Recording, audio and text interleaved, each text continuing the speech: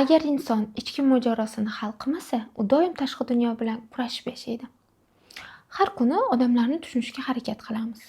O'zimizni tushuntirishga ham.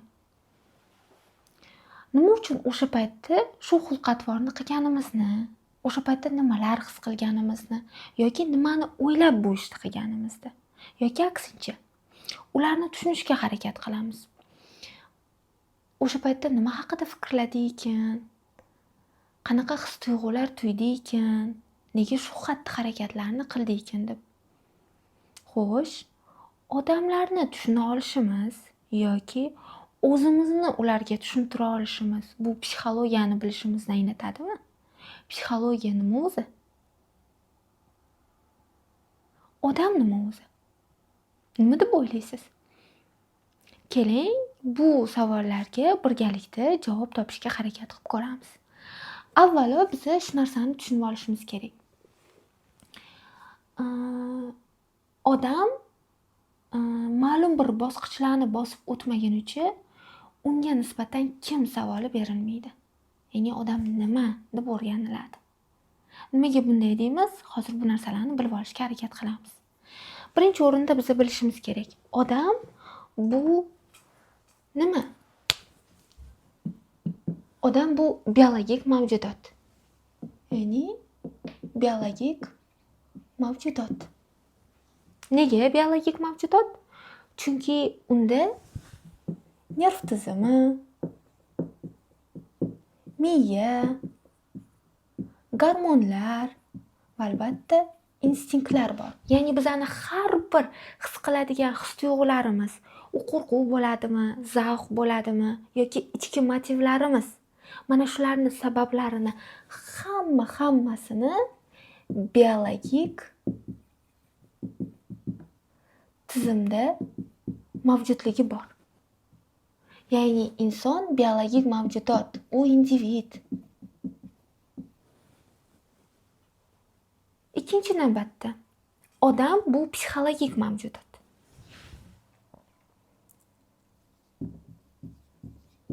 Psixologik mavjudot. Nega psixologik mavjudot? Chunki unda xarakter bor. Uni xarakteri bor. O'ziga yarasha. Unda e'tiqod mavjud. Uni qadriyatlari ham bor. Va shuni bilishimiz mumkinki, uni ichki nimalari bor? Nizolari ham bor. Bularni barchasi atrof muhit, qaysi oilada tug'ilib katta bo'ladigan bo'lsa, ota-ona modeli, travmalar va ijtimoiy tajribalar orqali shakllanadi.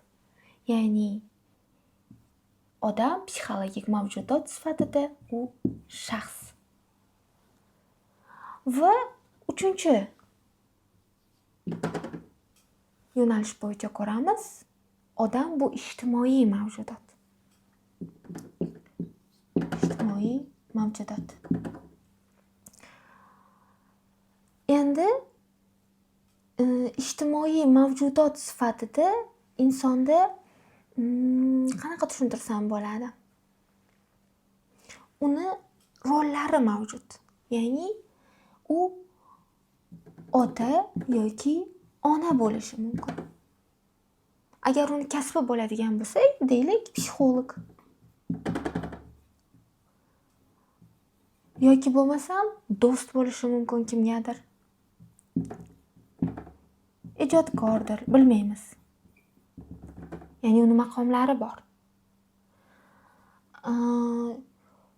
U til bilan muloqotga kirishadi, madaniyatni o'zlashtiradi, axloq normalarni o'zlashtiradi va u ijtimoiy mavjudot sifatida subyektga atala boshlanadi.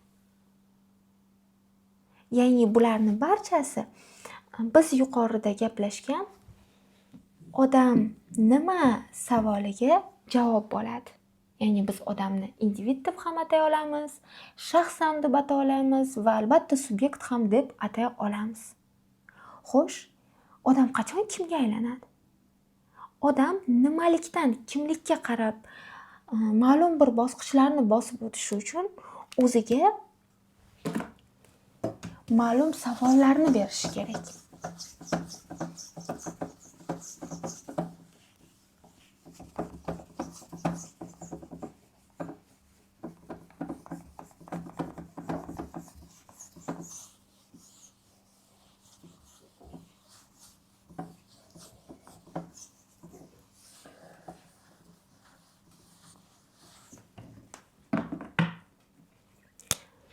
Birinchi o'rinda kimlikka qarab boshlanadigan yo'l birinchi o'rinda o'zini tanishdan boshlanadi. O'zini tanish. O'zini tanish esa men kimman degan savoldan boshlanadi. Men kimman? O'zi. Bu bosqich insonni o'sha tug'ilganidan 2 yoshlar atrofida paydo bo'ladi.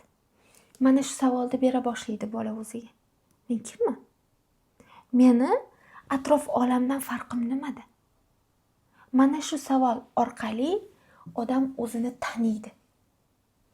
Keyin ikkinchi bosqichga qarab yo'l oladi. Bu o'zini baholash. Unda odam o'ziga qarab men qandayman degan savolni beradi. Men qandayman? Endi bu savolga o'zi javob topa oladimi? Yo'q. Muhit javob beradi unga. Ya'ni uni qaysi muhitda katta bo'lgani va ota-onani unga bo'lgan bahosi uni qandayligini belgilab beradi. Ya'ni u izlaydi. Men yaxshimanmi degan savoliga javob izlaydi. Keyin navbatdagi bosqichga yo'l oladi. Ya'ni 3-bosqich. Ana endi bu yerda amalga oshiradigan narsa o'zini anglash. Bu yerda endi men nimani his qilyapman degan savolni beradi o'ziga. Mana bu o'zini baholash bosqichida bola 3-4 yoshlarda bo'ladigan bo'lsa, mana o'zini anglash bosqichi mana bu o'zini baholash bosqichidan keyin keladi. Ya'ni mana shu yoshlardan so'ng o'tamiz bu tarafga qarab. Ya'ni bu yerda odam o'ziga nima savolni beradi? Meni hislarim qanday? Hislarim qanday? Ya'ni men nimalardan qo'rqaman?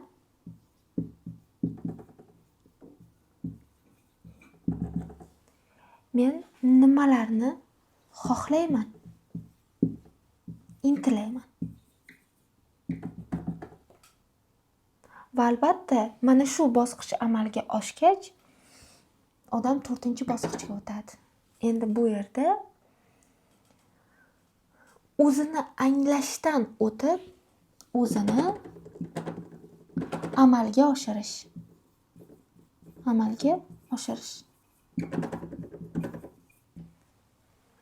Bunda inson ana endi o'ziga turlicha savollar beradi. Men kimman? Meni hayotimning ma'nosi nima? Meni boshqalardan farqim nimada? Meni qandayligimni boshqalar belgilab bermayaptimi? Mana shu savollarni o'ziga bera boshlaydi.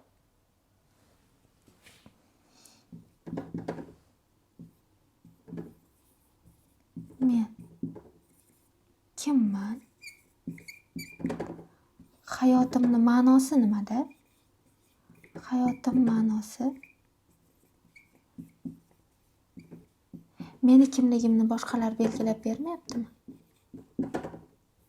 Kimligimni boshqalar belgilamayaptimi degan savollarni beradi. Afsuski, agar mana shu bosqichlar amalga oshmaydigan bo'lsa, odam nimalikdan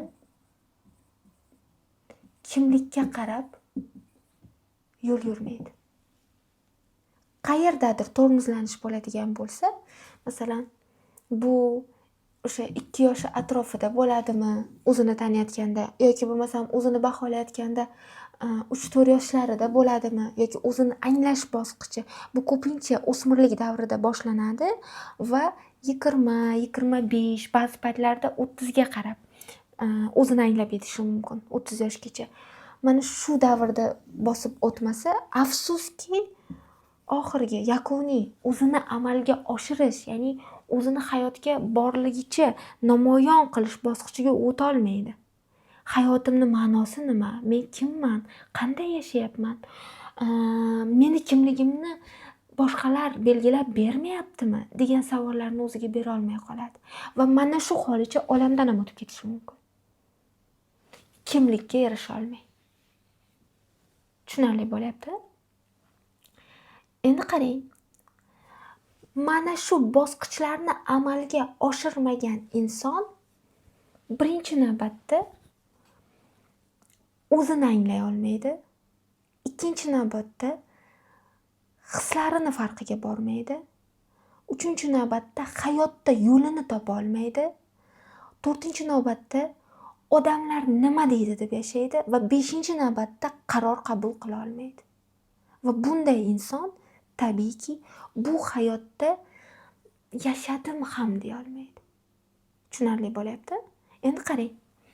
Biz tushunib oldik. Ya'ni inson bu biologik mavjudot, bu psixologik mavjudot, bu ijtimoiy mavjudot. Va u 4 ta bosqichni amalga oshirganda nimalikdan kimlikka aylanadi. Xo'p, mana shu jarayonlar unda amalga oshar ekan, bu jarayonlarni amalga oshirishi haqida qayerdan biladi?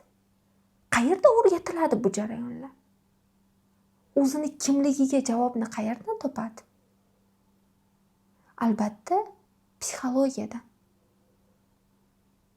Chunki psixologiya bu insonni ong tizimini, ya'ni avvalo xulq-atvor mexanizmlarini, hissiy reaksiyalarini va ong tizimini o'rganadigan fan hisoblanadi. Va shu fanni predmeti sifatida insonni miyasi, ya'ni uni psixik faoliyati tanlab olingan. Ya'ni inson mana shu dunyoda qanaqa faoliyat kechirishni yoki qanday hayotini ma'nosini topishdi. Umuman olganda katta nima desam ekan, savollardan tortib elementar, judayam kichkina savollargacha bo'lgan hamma voqea hodisalarni javobini u psixologiya orqali topadi. Chunki inson omilini o'rganadigan fan bu psixologiya. Ya'ni psixologiya bu faqatgina insonni qaysidir darajada tushunish yoki bo'lmasam uni qaysidir holatiga ko'ra ma'lum bir savoliga shunchaki shundoq qarab, mana shunaqa bo'ladi deb javob berish emas. Psixologiya bu insonni o'zini anglashiga, o'zini anglagan holatda o'zini mana shu hayotda amalga oshirishga, o'zini namoyon qila olishiga yordam beradigan va hamma savollariga o'rinli javob bera oladigan fan. Nega? Chunki psixologiya insonni shunaqa tushuntiradi.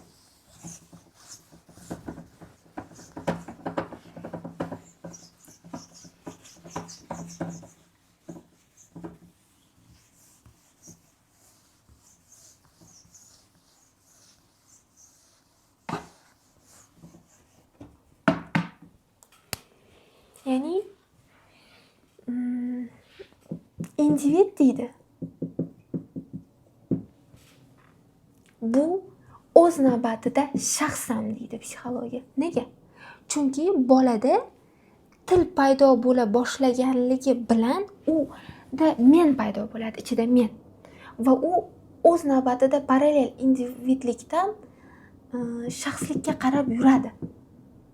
Ya'ni jamiyat bilan munosabatga kiritish uni individdan shaxsga olib keladi. Shaxs deydi. Ongli tanlov qildimi, u subyekt subyektga aylanadi. Ya'ni shaxs o'zini anglaganidan boshlab, tanlovlarini ongli qila boshlaganidan boshlab subyektga aylanadi deydi. Va bu jarayon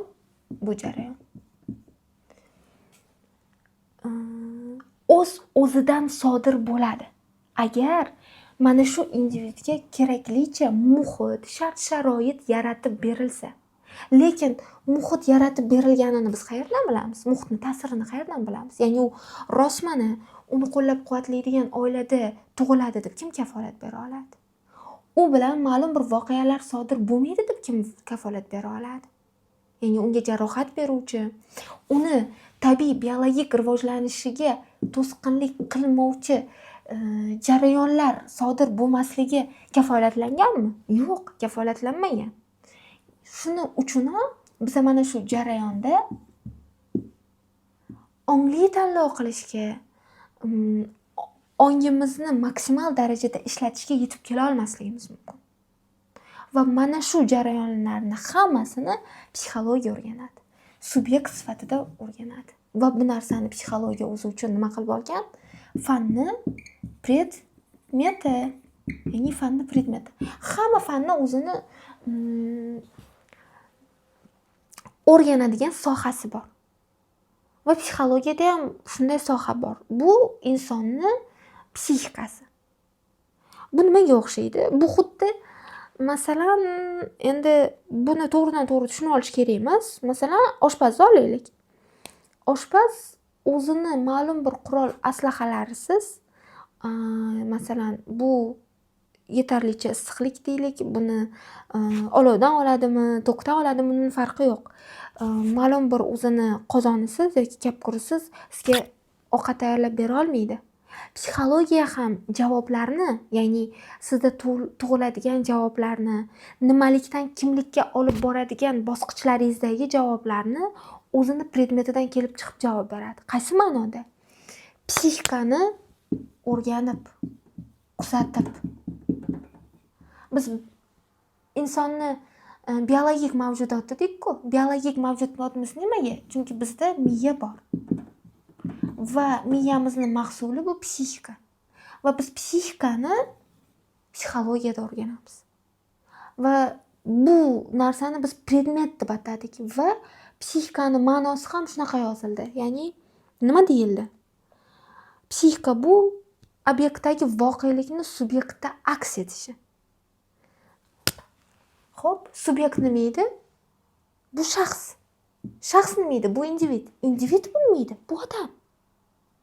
Ya'ni subyekt bu men, subyekt bu siz. Masalan, o'zingiz uchun. Subyektni men deb olaylik. Subyekt bu men bo'ladigan bo'lsa, mendan tashqaridagi hamma narsa men uchun nima? Obyekt. Kamera ham obyekt, chiroqlar ham obyekt, yoki bo'lmasa mana shu doskani o'zi ham obyekt. Siz ham men uchun obyektsiz. Endi qarang. Obyektdagi voqelikni subyektda, ya'ni meni psixikamda aks etish jarayoni bu psixika. Va psixologiya mana shularni barchasini o'rganadi. Nimalikdan kimlikkacha bo'lgan yo'lni o'rganadi. Va eng o'rinli, nima desam ekan, javoblarni ham psixologiya beradi. Qanday qilib beradi? Albatta, psixikada sodir bo'layotgan holatlar, jarayonlarga qarab. Ularni biz qayerdan bilamiz? Buni voqelikka qarab bilishimiz mumkin. Masalan, biz hozir boyadan beri aks etish deymiz. Ya'ni obyektdagi voqelikni subyekt aks etishi o'zi nima? Misol uchun, deylik, ko'chada yomg'ir yog'yapti. Yomg'irni yaxshi ko'radigan inson uchun obyektda bo'layotgan voqelik bu uni nima desam ekan, hislariga qanaqa ta'sir qiladi? Yoqimli. Ya'ni yomg'ir u uchun pozitiv holat beradi. U xursand bo'lishi mumkin, ko'chaga aylanishga chiqishi mumkin, yaxshi ko'rgan insoni bilan uchrashuv belgilashi mumkin. Ya'ni yomg'ir uni ishlariga to'sqinlik qilmaydi, uni kayfiyatini ko'taradi. Ammo yomg'irni yaxshi ko'rmaydigan, yoqtirmaydigan ikkinchi bir inson uchun u minusni bildiradi. Ya'ni qaysi ma'noda? u uchrashuvni bekor qilishi mumkin. Masalan, deylik, u bozorga chiqmoqchi edi, nimadir sotib olmoqchi edi. Hamma joy loy bo'lib ketdi, ustim shalabbo bo'ladi deydida, kunu tun uyda o'tirishni tanlashi mumkin. Ya'ni uni psixikasida yomg'ir umuman boshqa ma'noni anglatadi. Ya'ni voqelik bitta, obyektdagi holat bitta, lekin jarayonlar boshqa, munosabat boshqa. Ya'ni shundan ham bilsak bo'ladiki, psixologiya nima? Psixologiya bu munosabat. Qanday munosabat? Subyektni tashqi olamdagi obyektga bo'lgan individual munosabati va individuallikka ta'sir qilayotgan jarayonlar, bularning hammasi psixologiya. Xo'p, buni misollarda ko'rib o'tishga harakat qilamiz. Qanday?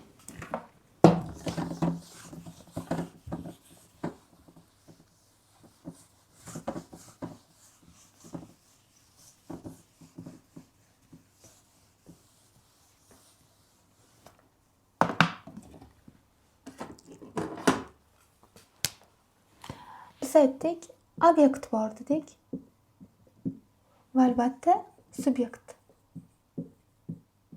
Ya'ni odam bor dedik. Endi qarang.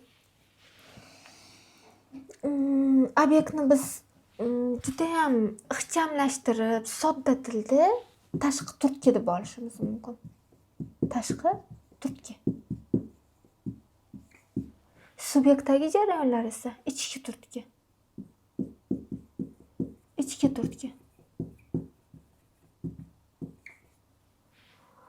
Xo'p, misol uchun deylik, osh. Tashqi turtkida osh turibdi. Tashqi turtkida osh bor. Insonni ichki turtkisida oshga nisbatan ehtiyoj yoki istak bo'ladigan bo'lsa, nima bo'ladi? Albatta, u mana shu oshga nisbatan o'zini munosabatini bildiradi. Qanday munosabatini bildiradi? U yeydi. Oshni olib yeydi. Lekin tashqarida osh bo'lsa-yu, ichkarida ehtiyoj yoki istak bo'lmasa, nima bo'ladi? Oshni yemaydi.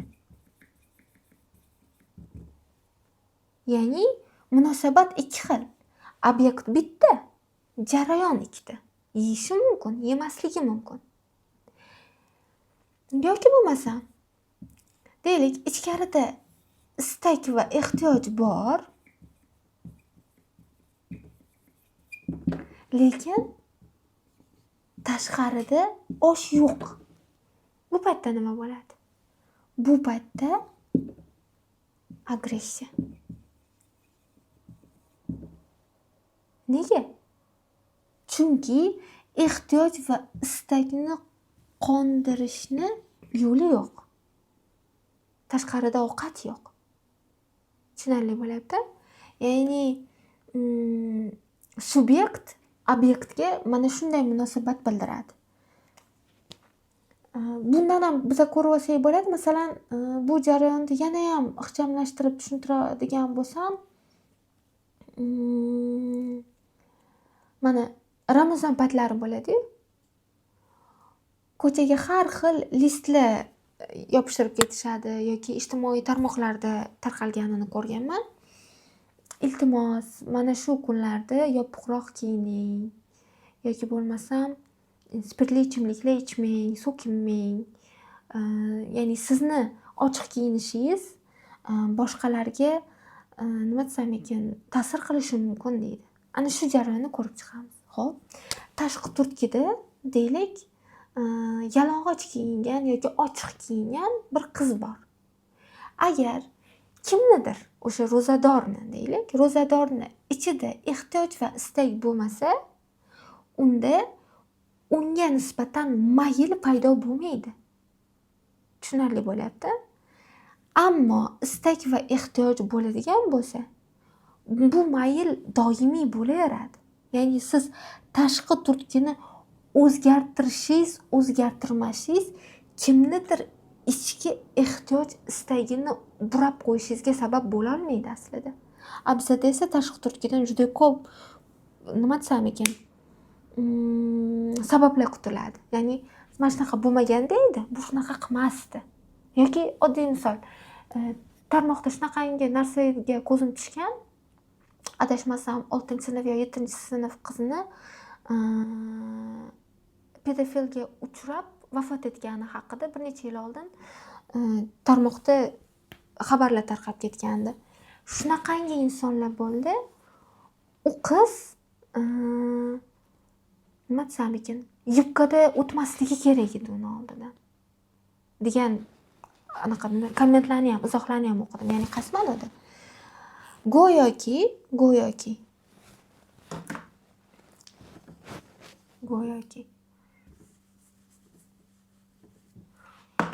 masalan, mana shu joyda pedofil bo'lsa, bu yerda o'sha 11 yoshli yoki 10 yoshli qizcha, men qarang, uni maktab formasi sabab deyilyapti. Agar u shunaqa kiyimda o'tmaganida edi, o'sha pedofilni qurboni bo'lmas edi. Ya'ni uni qaysidir ma'noda kiyimiga bo'lgan tanqid bo'lyapti. Ya'ni qizni o'zini ayblashyapti. Vafot etgan qizni o'ziga aybdor kelyapti. Uni oldidan o'tmasligi kerak edi. Birinchisi, ikkinchi sabab bunday kiyimda o'tmasligi kerak edi. Uchinchi sabab kim bilandir o'tishi kerak edi. Ya'ni har xil sabablar. Lekin qarang, tashqaridagi turtki, o'sha yubka deylik, qandaydir yubkani uzun yoki kaltaligi. Tushunarli bo'lyapti. Ammo pedofilda ehtiyoj va istak bo'lmaganida edi o'sha erkakda. Bu qizga umuman teginmasdi. Lekin pedofilga farqi bormi? Uni ichida istak va ehtiyoj bor. Unga farqi yo'q yubkani uzunligi-yu kaltaligi. U baribir maylini nima qiladi? Amalga oshiradi. Psixologiya nima bilan ishlaydi desangiz, mana shu ichki turtkilarni sababi bilan ishlaydi. Nega erkak kishida 11 yoshli qizga nisbatan mayl paydo bo'lyapti? Bu mayl tabiiy jarayonmi? Yoki bu psixopatologiyami? Yoki bu travma natijasida paydo bo'lganmi?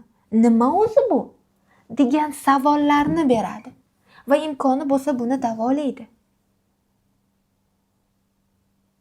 Buni o'rnida boshqa shaxs ham turishi mumkin. Nafaqat pedofil. Ya'ni boshqa xulqiy og'ishish turgan bo'lishi mumkin yoki psixologik og'ishish bo'lishi mumkin. Ya'ni bu joyda kimni turishini farqi yo'q. Ya'ni undagi ehtiyoj va istaklarni aniqlaydi. Kim turishidan qat'iy nazar, tashqi turtkiga nima desam ekan, munosabatini o'zgartiradi. Masalan, yana bir misolda olishimiz mumkin. Hozir juda ham ommaviylashgan deylik, erni xiyonat. Agar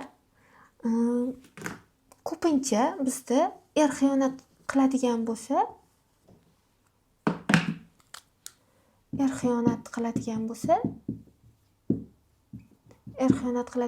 bizda nima bo'ladi? Ayolni ayblaydi.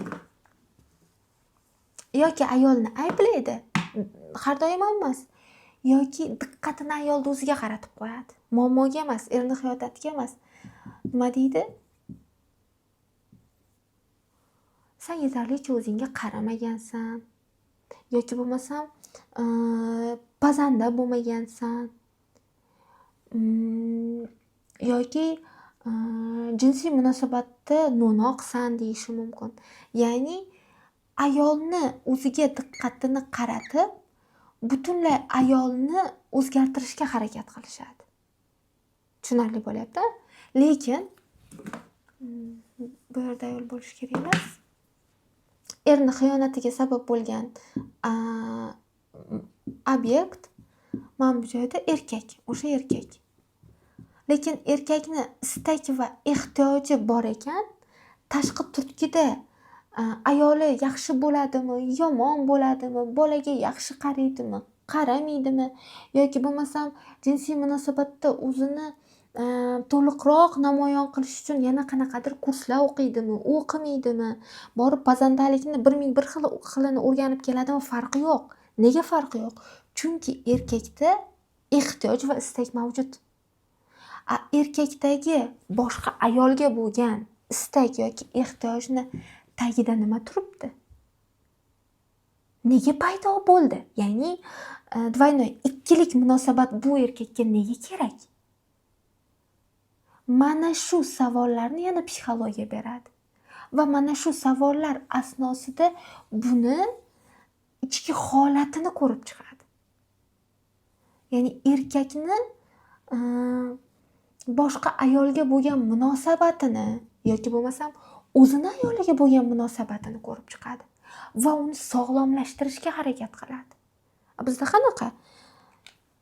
O'sha xiyonat qilayotgan erkakni ichki ehtiyoj va istaklari qolib, tashqi turtkida turgan ayolni chiroyliroq qilish, bilimliroq qilish, aqlliroq qilish, bolaliroq qilish, qo'pol aytganda ko'proq tug'dirish.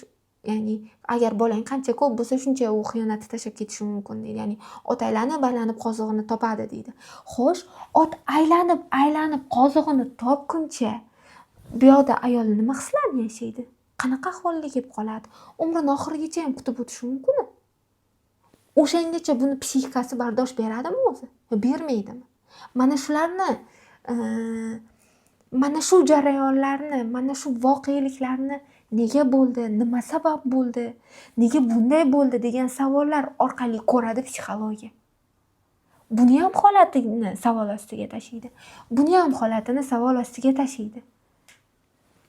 Mana shularni hammasini, ya'ni obyektda bo'layotgan voqelikni subyektda aks etishini psixologiya o'rganadi va o'zini tadqiqot metodlariga tayanib, o'zidagi bor maktablarga, tamoyillarga tayanib, mana shu savollarga javob beradi.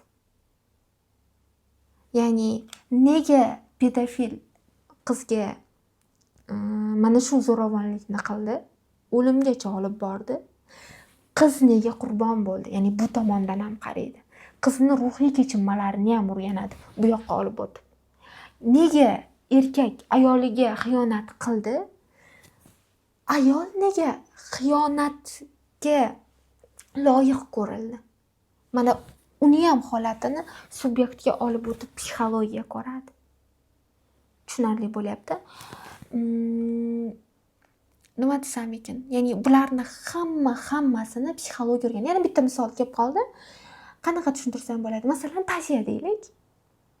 Mana ta'ziyada mana shunaqa bo'ladi. Ya'ni o'zi bu nima desam ekan? Sotsiologiyada ko'riladigan jarayon bo'lsa ham, buni ham psixologik tomonini ochib berishga harakat qilaman. Tashqi turtkida masalan ta'ziyani olaylik. Kimdir nima desam ekan? Pastroq yig'laydi. Kimdir yig'lamaydi. Masalan, otasini yo'qotgan bo'lsa ham, onasini yo'qotgan bo'lsa ham, kimdir baland yig'laydi, hammaga bildirib, ovoza qilib yig'laydi. Tushunarli bo'lyapti? Va tashqi turtkida nima bo'ladi? Gap so'zlar. Agar kimdir ma'lum bir shaxs umuman yig'lamasa nima deydi? Bolasini qara deydi, tashqi turtkida yig'lamay turibdi deydi. Balandroq yig'lasa voy ichi achirkini deydi. Ya'ni odamlar har xil gapiradi. Lekin ular nimani bilmaydi? Ichki turtkidagi ehtiyoj va istakni nima ekanligini bilmaydi. Ya'ni baqirayotgan insonni nima desam ekan? Ehtiyoji otasini yo'qotganidan rostmana qayg'u his qilishmi? Ya'ni buni nima desam ekan? His qilayotganligini ifodalashmi yoki istagi odamlarga o'zini qanchalik kuyayotganini ko'rsatib qo'yishmi? Tashqi turtki natijasida. Yoki jim bo'layotgan inson ehtiyojlarini, ya'ni istaklari tufayli nima desam ekan? Uni istagi yo'q, uni ehtiyoji yo'q. Boshqalar mana shuni bolasi juda kuyib ketdi, tamom bo'ldi degan gaplarga balki uni ehtiyoji yo'qdir. Shuning uchun hattoki yig'lay ham olmas. Tushunarli bo'lyapti? Odamlar gapiradi, balki unga muhim emasdir. Lekin mana shu savollarni, mana shu jarayonga nisbatan munosabatni yana psixologiya ko'rib chiqadi. Nega kimdir baqirib yig'layapti, namoyishkorona o'zini tutyapti, nega kimdir hattoki yig'lolmayapti? Bu rostdan ham ota-onani yaxshi ko'rish yoki yomon ko'rishni anglatadimi? Yoki anglatmaydimi? Nega u bu holatda? Uni yig'latayotgan yoki yig'latmayotgan narsa o'limmi? Yoki odamlarning gap so'zimi? Nima edi tashqi turtkida nima turibdi? Mana shu savollarga ham javobni psixologiya beradi va o'rganadi. Nimaga qarab beradi deydigan bo'lsangiz, hozir buni ham yana bitta formula orqali tushuntirishga harakat qilaman.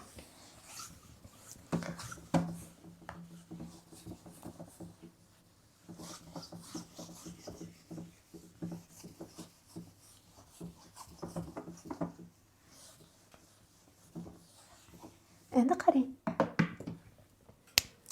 Insonni deylik, mana bu miya bo'lsa, zo'r o'xshata olmasligi mumkin. Miyasi 3 qatlamga bo'linadi. Bu nima degani? Endi qarang. Biz boya boshida gaplashdik. Inson dedik, biologik mavjudot dedik, individ dedik. Ya'ni biz uni individligini birinchi o'rinda ko'ryapti. Inson biologik mavjudot va u individ.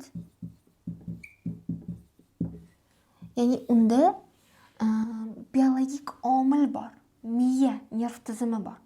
Va mana shu miya ham ma'lum bir qatlamlardan tashkil topgan. Biz psixikani namoyon bo'lishini uni moddiy asosiga qarab, ya'ni miyaga qarab, miyani funksiyalariga qarab o'rganamiz. Va miyamiz 3 ta qatlamga bo'lingan. Buni birinchisi, masalan, taxminiy reptil miya. Reptil miya. Bu miya hayvonda ham bor, insonda ham bor. Va bu instinktlar markazi.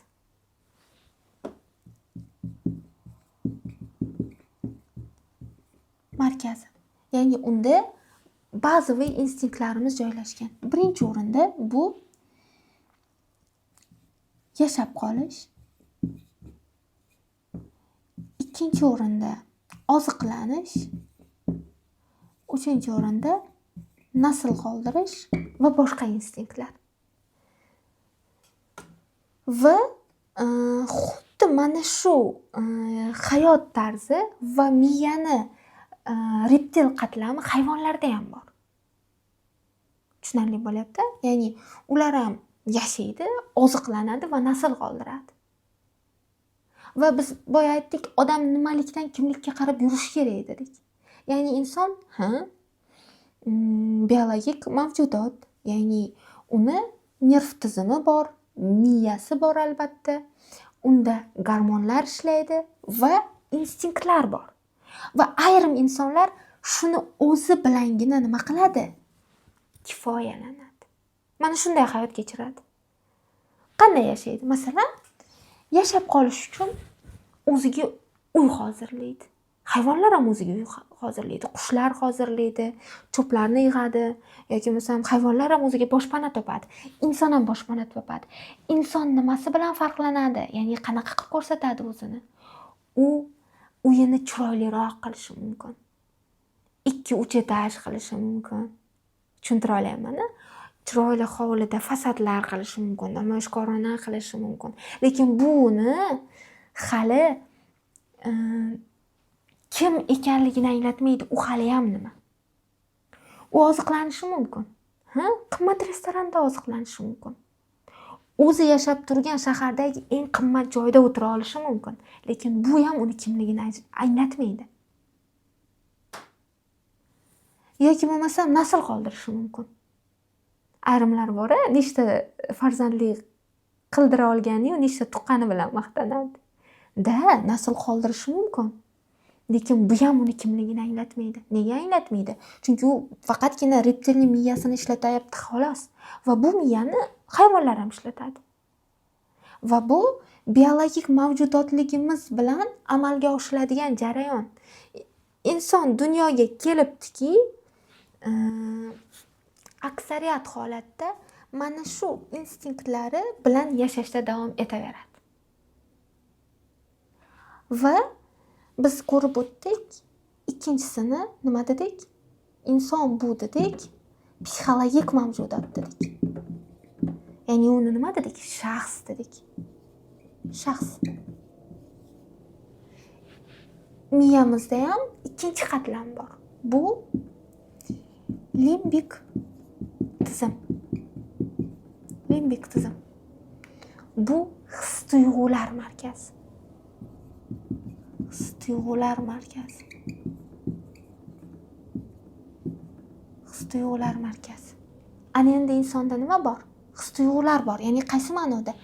Shaxs sifatida uni ko'radigan bo'lsak, endi uni xarakteri bor. Uni e'tiqodi bor.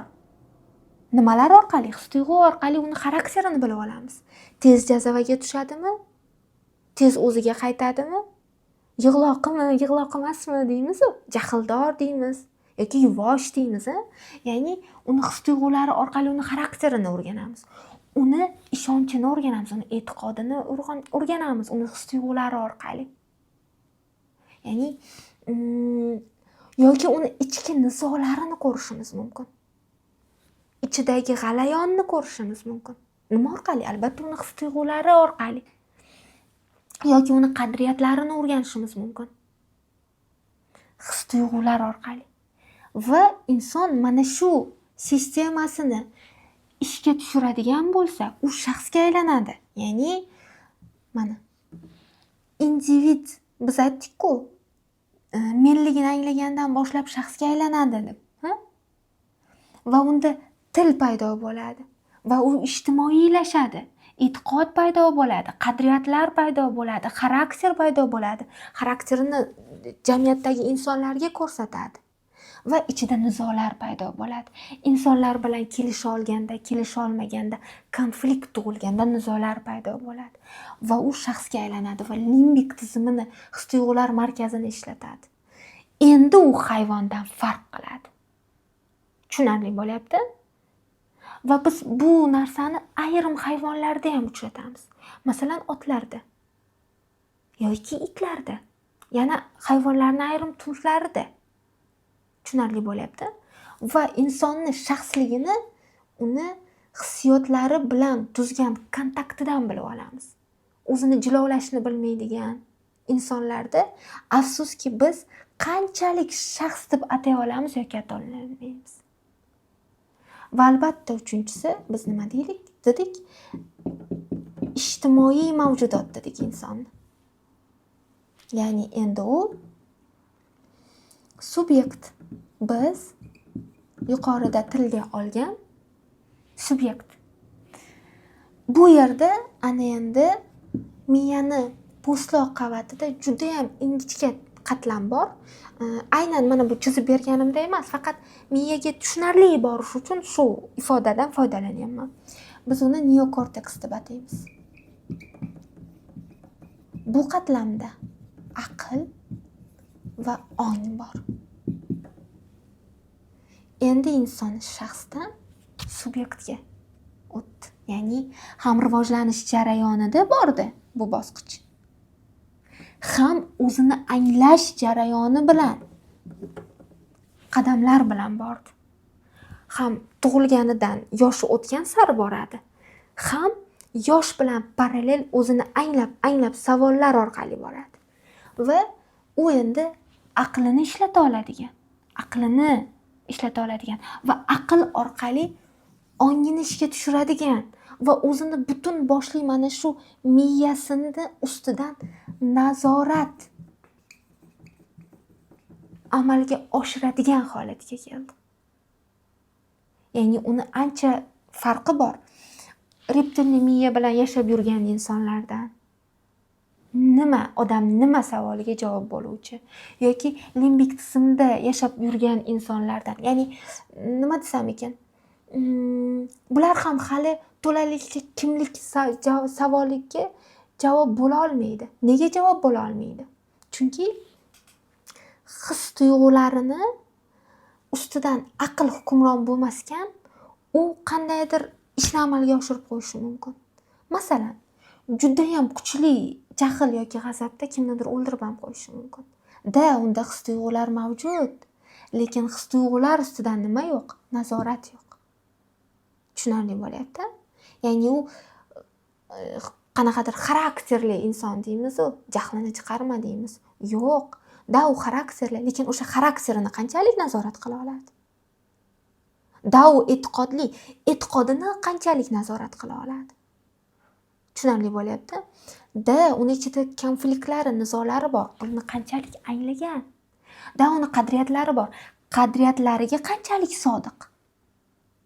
Mana shular ham savolda turadi va bu jarayondan o'tganda unda aql bilan birgalikda ong, nazorat orqali kimlik paydo bo'ladi. Ana endi u odam kim degan savolni javobi bo'ladi. Va bularni har biriga o'tish ma'lum bir savollar orqali bo'ladi. Ya'ni nima deydi? Birinchi o'rinda individ bo'lganida men kimman? Javob oladi, shaxsga o'tadi. Tushunarli bo'lyapti? Men qandayman?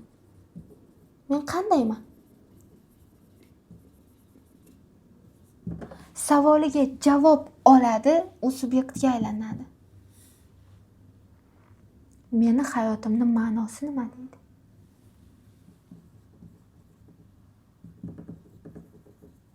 Hayotim ma'nosi nima? Va u mana shu savolni o'ziga bera olganida aqlni ishlatib onga qadam bosgan bo'ladi. Tushunarli bo'lyapti? To'laqonli mana shu miyani ustidan nazoratni amalga oshirganida nimalikdan kimlikka o'tadi.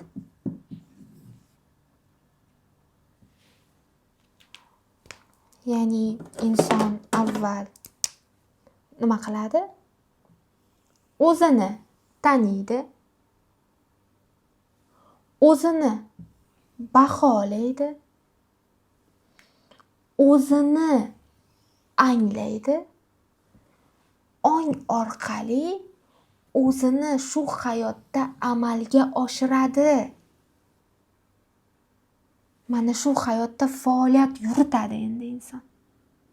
Mana shu jarayonlarni, mana shu holatlarni, mana shu holatni qayerda qandaydir oqsoqlanish bo'lyapti, qaysi qatlam ishlamayapti, reptilniy miyada nimadir buzilish ketyaptimi? Ya'ni befarzand bo'lishi mumkin. Nega? Mol davlat bilan o'ralashib qolgan bo'lishi mumkin, qarzga botib qolgan bo'lishi mumkin, uy ola olmayotgan bo'lishi mumkin, mashina olib to'la olmayotgan bo'lishi mumkin yoki yaxshi ovqatlana olmayotgandir, bilmayman. Nega? Mana shu savollarni javobi ham psixologiya beradi. Yoki bo'lmasam his-tuyg'ulari orqali kimnidir sevib qolgan bo'lishi mumkin, boshqasi bilan hayot qurgan bo'lishi mumkin, sevgani bilan hayot qursa ham hayoti o'xshamayotgan bo'lishi mumkin, o'zini tanimayotgan bo'lishi mumkin, farzandlarini tanimayotgan bo'lishi mumkin, do'stlari bilan munosabatlarida muammolar bo'lishi mumkin. Nega? Hamma savolga javobni psixologiya beradi. Agar bular yaxshi bo'lsa-yu, bularning hammasi joyida bo'lsa-yu, hayotimni ma'nosi shumi endi? Ya'ni o'sha erishgan deylik eng so'nggi rusumdagi mashinam, o'g'illarim, farzandim, do'stim, qadriyatlarim, sevimli ayolim bilan yashayapman. Bo'ldimi? Sevimli kasbim bilan istiqomat qilib yuribman, o'zimni namoyon qilyapman. Bo'ldimi endi? Divam tushkunlikka tushib qoladiganlar bor. Nega? Hayotda ma'no bo'lmaydi hali. Hamma narsa bor. Go'yoki insonlar baholay oladigan hamma narsasi bor, lekin hayotida ma'no yo'q. Mana shu savolga ham javobni psixologiya beradi. Tushunarli bo'lyapti? Nimadan kelib chiqadi? Albatta, mana shu psixikadan, mana shu jarayonlardan, insonni miyasini mahsuli bo'lgan psixikadagi jarayonlar, hodisalar, holatlardan kelib chiqib beradi.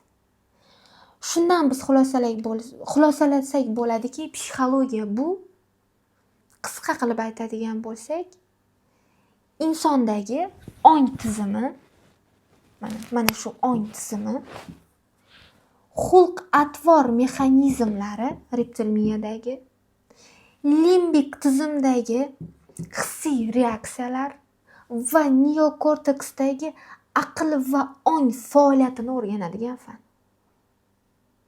Tushunarli bo'lyapti? Uni predmeti esa psixika. Psixika esa mana shu obyektdagi olamni subyektda aks etishi.